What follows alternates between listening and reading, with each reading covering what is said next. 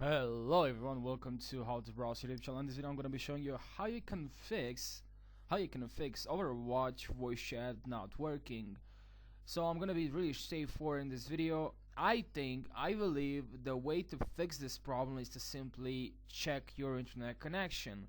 Because I've had this problem before, and I've tried all the methods that were presented in many tutorials, but none of them worked.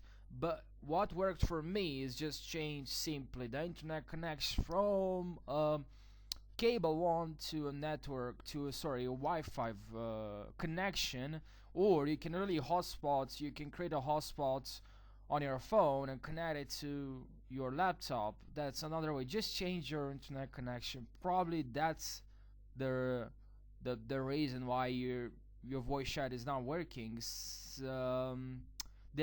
Probably, yeah, that's the reason why voice chat ain't working in the game. So thank you guys for watching, and if this video helped you out, don't forget to subscribe. Thank you for watching. See you in the next one.